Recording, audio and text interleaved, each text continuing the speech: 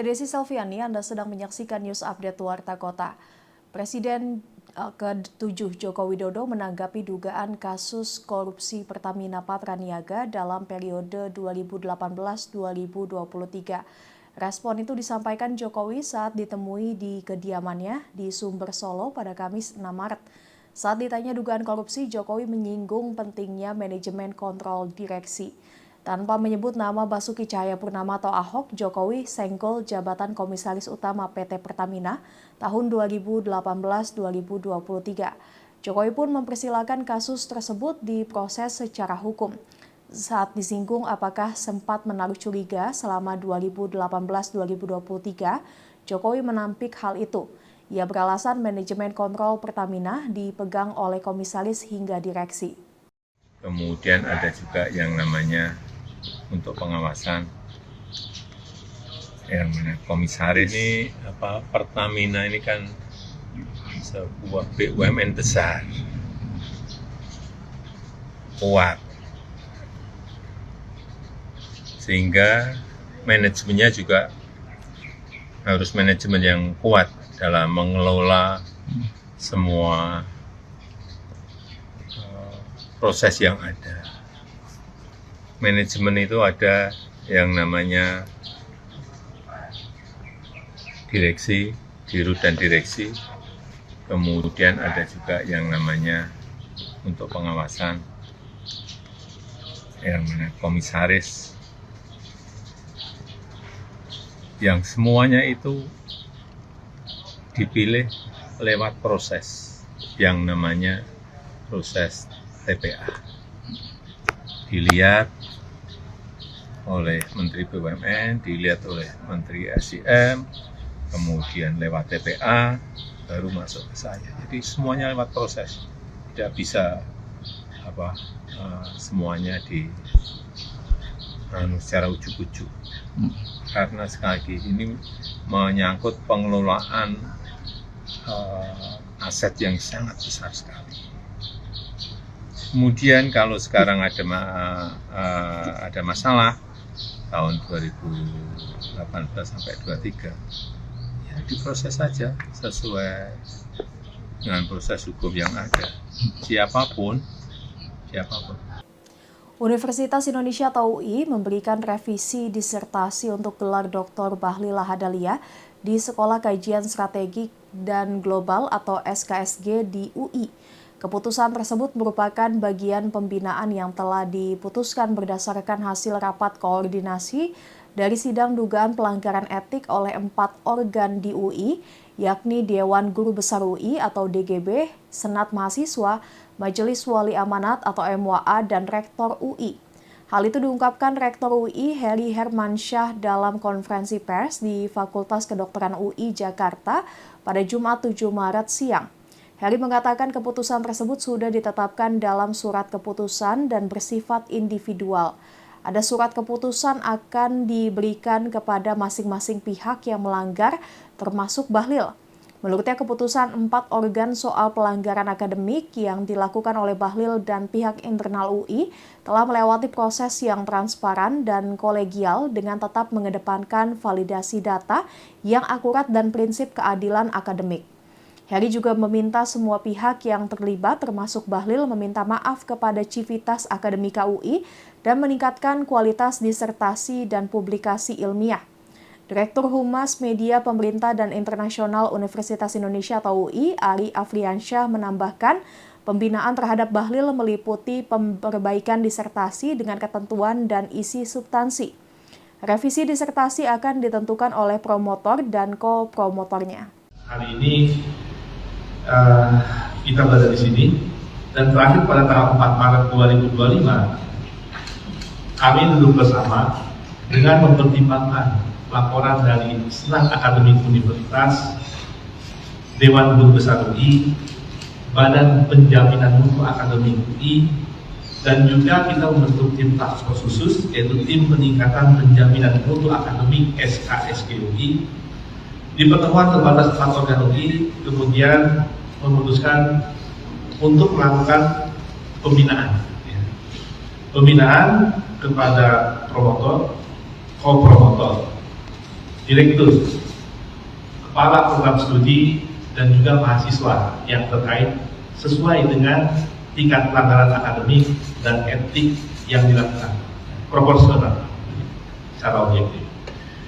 Dengan memperhatikan kearifan akademik, semangat perbaikan institusi, dan menjaga integritas akademik, pembinaan ini dilakukan mulai dari penundaan kenaikan pangkat untuk jangka waktu tertentu, permintaan permohonan maaf pada sivitas akademik, dan juga peningkatan kualitas disertasi serta publikasi ilmiah. Lebih lanjut, kami menegaskan bahwa persoalan ini harus dipandang secara menyeluruh sebagai momentum untuk melakukan evaluasi dan pembenahan sistem pendidikan khususnya di SKSG UI. Presiden Prabowo Subianto bertemu dengan 8 pengusaha besar di Istana Kepresidenan Jakarta pada Kamis 6 Maret. Ke-8 pengusaha yang bertemu Presiden Prabowo yakni Antoni Salim, Sugianto Kusuma atau Aguan, Prajogo Pangestu, Boy Thohir, Franky Wijaya, Datuk Sri Tahir, James Riyadi, dan Tommy Winata. Salah satu yang dibahas dalam pertemuan adalah soal Badan Pengelola Investasi Daya Anagata Nusantara atau BPI Danantara. Pertemuan yang berlangsung di Istana Kepresidenan Jakarta dibagikan dalam Instagram resmi Sekretariat Kabinet.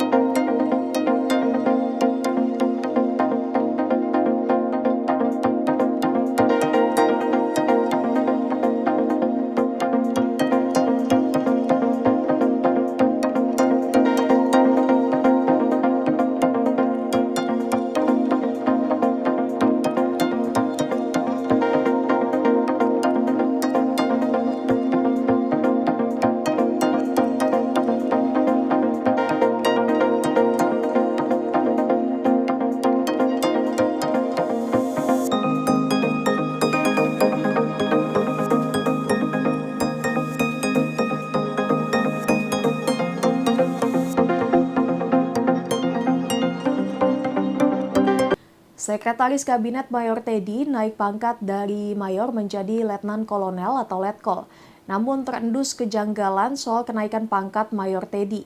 Pasalnya kenaikan pangkat Teddy didasari surat perintah bukan surat keputusan. Dikutip dari Kompas.com, hal itu disampaikan anggota Komisi 1 DPR, Meijen TNI Purnawirawan TB Hasanuddin pada Jumat 7 Maret. Ia menilai kenaikan pangkat Teddy tidak sesuai aturan biasanya. TB Hasanuddin mengatakan pada umumnya kenaikan pangkat militer dilakukan 2 periode dalam 1 tahun, yang mana terjadi pada 1 April dan 1 Oktober, kecuali untuk para perwira tinggi TNI yang mana dapat dinaikkan sewaktu-waktu sesuai kebutuhan. Sementara untuk kenaikan pangkat luar biasa atau KPLB biasanya diberikan kepada para prajurit yang berprestasi. Kenaikan pangkat ini juga ditujukan bagi mereka yang luar biasa di medan perang. Kemudian TB Hasanuddin mengaku baru mendengar istilah kenaikan pangkat reguler percepatan atau KPRP.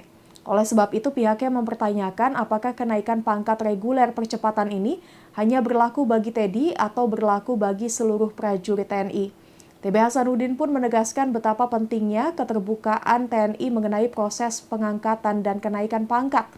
Hal ini dilakukan agar tidak menimbulkan pertanyaan di masyarakat.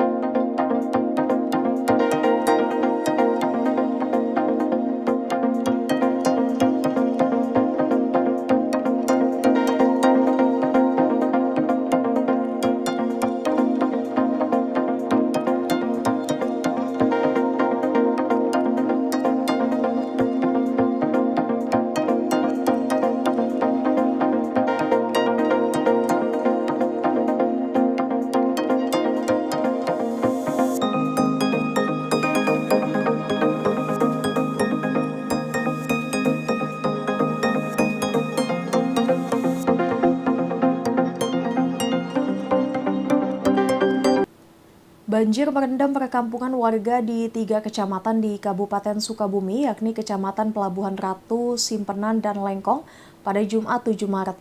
Musibah tersebut dikabarkan merenggut nyawa 1 orang dan 7 orang lainnya masih dilakukan pencarian oleh tim SAR gabungan.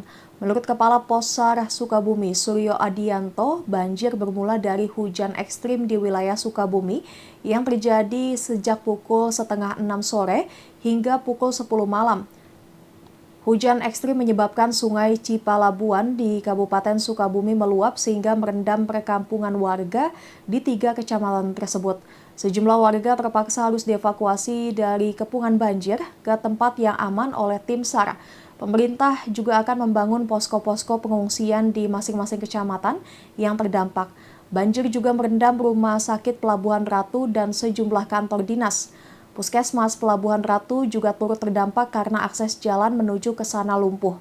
Jalan menuju ke Pelabuhan Ratu masih terbuka melalui jalan pintu tol Jalan Cikidang. Namun jalan dari arah Cibadak, Cikembang menuju Pelabuhan Ratu lumpuh karena tertimpa tanah longsor.